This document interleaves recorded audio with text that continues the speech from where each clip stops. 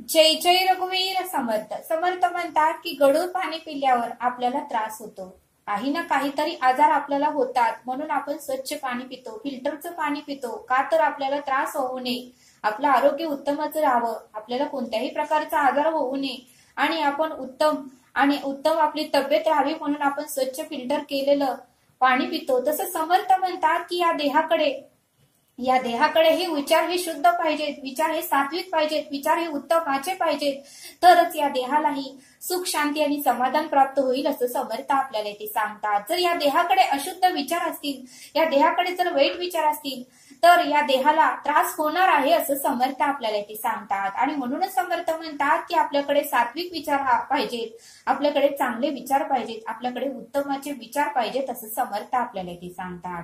समर्थ म्हणतात की आपण गुंतवणूक ही योग्य ठिकाणी करतो. ज्या बँकेमध्ये आपल्याला व्याज उत्तमाचे मिळतात त्या ठिकाणी आपण एफडी करतो, ज्या ठिकाणी आपल्याला परतावा उत्तमाचा भेटतो त्या ठिकाणी आपण गुंतवणूक करतो. एसआयपी सुद्धा आपण ज्या ठिकाणी एसआयपी ला जास्त टक्के व्याज मिळते त्या ठिकाणी आपण करतो. मग ती स्टेट बँक असू द्या, बँक ऑफ इंडिया असू द्या किंवा एचडीएफसी बँक असू द्या, त्या ठिकाणी आपण उत्तमाची गुंतवणूक करतो. सगळीकडे चौकशी करतो की मी एवढी अमाऊंट गुंतवली की तुम्ही मला किती परतावा देणार. तसं समर्थ म्हणतात की त्या ठिकाणी आपण तत्पर आहे, त्या ठिकाणी मला काय मिळतं, त्या ठिकाणी माझा किती फायदा आहे, त्या ठिकाणी मला किती नफा मिळतो, त्या ठिकाणी गुंतवणूक केल्यानंतर मला त्या पैशावर किती व्याज भेटतं, हे सगळं चौकशी करून आपण गुंतवणूक करतो. तसं समर्थ म्हणतात की त्या गुंतवणुकीकडे आता जाऊ नका, आता आपल्या देहाकडे या. आपणही गुंतवणूक मोबाईल बघण्यामध्ये गुंतवणूक केली, आपला वेळ हा मोबाईल बघण्यामध्ये आपण गुंतवणूक केली आणि आपला वेळ हा टीव्ही बघण्यामध्ये आपण गुंतवणूक केली, इतरांची निंदा करण्यामध्ये आपण गुंतवणूक केली. मग परतावा काय येणार आहे म्हटले समर्थ. जर आपण प्रमाणाच्या बाहेर जर मोबाईल बघितला तर आपल्याला डोळ्याला कमी दिसायला लागणार आहे. जर आपण हेडफोन घातले कानामध्ये आणि ऐकू लागलं तर कानाच्या पडद्यांनाही त्रास होणार, कानालाही हळूहळू कमी ऐकायला येऊ लागणार. आणि हाताने जर सतत मोबाईल धरला तर हाताची सुद्धा पुण्याही कमी होणार आहे. आपल्याला परताव्याचं तिकीट आपल्याकडे परत येणार आहे असं समर्थ आपल्याला ते सांगतात. आणि म्हणूनच समर्थ म्हणतात की आपल्या देहानेही उत्तम ठिकाणी गुंतवणूक केली पाहिजे, उपासनेच्या ठिकाणी गुंतवणूक केली पाहिजे, नामस्मरणाच्या ठिकाणी वेळाची गुंतवणूक केली पाहिजे, श्रवणाच्या ठिकाणी वेळेची गुंतवणूक केली पाहिजे. मग त्याचा परतावाही व्याजासहित आपल्याला मिळणार आहे असं समर्थ आपल्याला ते सांगतात. आणि म्हणून समर्थ म्हणतात की ज्या देहाला या पृथ्वीवर सद्गुरूंनी जन्माला घातलेला आहे, त्यावेळेस त्या देहाचा मृत्यू कधी येणार आहे त्या तारखेपर्यंत त्या देहाला डोळ्याची पुण्याई दिलेली असते, हाताची दिलेली असते, कानाची दिलेली असते, पायाची दिलेली असते. पण आपण मात्र त्या देहाची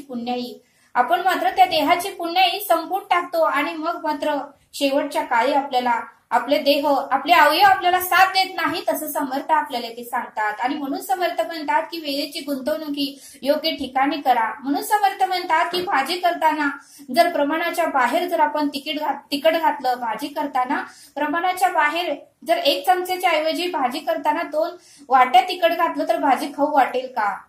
तर समर्थ म्हणतात की चहा करताना सुद्धा 1 कपाला जर आपण 3 चमचे साखर घातली आणि त्याऐवजी 1 वाटी साखर घातली तर चहा पिऊ वाटेल का? म्हणून समर्थ म्हणतात की प्रत्येक गोष्टीला प्रमाण आहे. तसं समर्थ म्हणतात की मोबाईल बघायलाही प्रमाण आहे. बघू नये असं समर्थ कधीही म्हणत नाही, पण थोडा टाइम वेळ बघितला पाहिजे आणि आपला वेळ झाल्यानंतर आपण उत्तमाचं नामस्मरणालाही वेळ देता आलं पाहिजे असं समर्थ आपल्याला इथे सांगतात. आणि म्हणूनच समर्थ म्हणतात की आयुष्यात आलं तर काहीतरी कर गड्या. म्हणून समर्थ म्हणतात की आयुष्यामध्ये या सृष्टीवर आलं तरी काहीतरी कर गड्या, तुझी आठवण काढतील 4 पिढ्या. काही तर कर गड्या, तुझी आठवण काढतील 4 पिढ्या असं समर्थ आपल्याला ते सांगतात. आणि म्हणून समर्थ म्हणतात की आपली वागणूक, आपलं आचरण, आपलं उत्तमाचे विचार असे असले पाहिजेत की मृत्यूनंतरही दुश्मनाच्या डोळ्यातही अश्रू यावेत असे आपले कर्म असावे, असं आपलं बोलणं असावं, असं आपलं आचरण असावं आणि असं आपली उपासना असावी असं समर्थ आपल्याला ते सांगतात. आणि म्हणून समर्थ म्हणतात की संत लोक येऊन गेले पण त्यांनी काही ना काहीतरी करून गेले असं समर्थ आपल्याला ते सांगतात. आणि म्हणून समर्थ म्हणतात की 16व्या वर्षी ज्ञानेश्वरांनी ज्ञानेश्वरी केली, लोकांसाठी पसायदान ठेवलं, तर आम्ही 16व्या वर्षी काय केलं असं समर्थ आपल्याला ते सांगतात. समर्थ म्हणतात की संत तुकारामांनी गाथा लिहून ठेवल्या आणि आम्ही त्या वयात काय केलं असं समर्थ आपल्याला इथे सांगतात. समर्थ म्हणतात की संत नामदेव आणि संत एकनाथांनी अभंग लिहून ठेवले, तुम्ही आम्ही काय लिहून ठेवलं असं समर्थ आपल्याला इथे सांगतात. आणि म्हणून समर्थ म्हणतात की फक्त प्रल्हादाला एवढा त्रास दिला, एवढा त्याच्या वडिलांनी त्रास दिला, तरी फक्त प्रल्हादाचा अखंड नारायणावर विश्वास होता, नारायणाचं नामस्मरण होतं की नृसिंह अवतार घेऊन त्या खांबातून सुद्धा नारायण प्रल्हादाला वाचवण्यासाठी आला असं समर्थ आपल्याला इथे सांगतात. आणि म्हणून समर्थ म्हणतात की त्या एवढ्याशा लहान वयामध्ये नारायणाची भक्ती किती श्रेष्ठ होती असं समर्थ आपल्याला इथे सांगतात.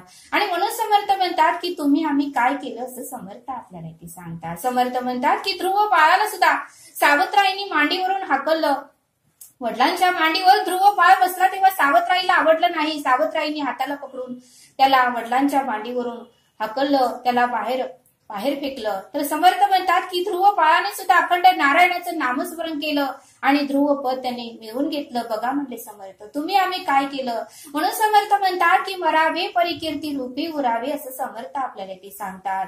84 लक्ष जीव येणीतून आपला जन्म झालेला आहे, आपण अनेक योनी फिरून आलेला आहे, आता आपल्याला स्मरण नाही त्या गोष्टीचं. पण समर्थ म्हणतात की परत तू 84 जाऊ नये, तू उत्तम पदाला जावं, तू मोक्षाला जावं. म्हणूनच समर्थ आपल्याला दर आठवड्याला श्रवण देतात, दर आठवड्याला निरूपण सांगतात, दर आठवड्याला आपली बॅटरी फुल चार्ज करतात. पण आपण आठवड्यावर मात्र बॅटरी आपली लो होती असं समर्थ आपल्याला इथे सांगतात.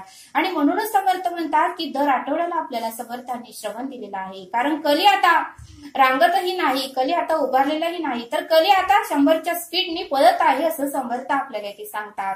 आणि म्हणून समर्थ म्हणतात की रजोगुणाचाही वापर आपण प्रमाणाच्या बाहेर करू नये, तमोगुणाचाही वापर प्रमाणाच्या बाहेर करू नये, जास्तीत जास्त आपल्यामध्ये सत्व गुण पाहिजेत असं समर्थ आपल्याला इथे सांगतात.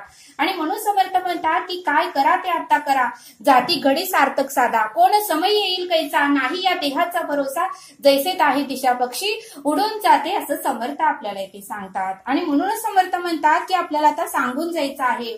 म्हणून समर्थ म्हणतात की संत वेणाताई यांच्याशी अखंड नामस्मरण होतं आणि वेणाताई ही समर्थांना सांगून गेल्या. संत तुकारामही अखंड नामस्मरण होतं म्हणून विठ्ठलाला सांगून गेले. आणि म्हणून समर्थ म्हणतात की तुम्हाला आम्हालाही सांगून जायचं आहे असं समर्थ आपल्याला इथे सांगतात.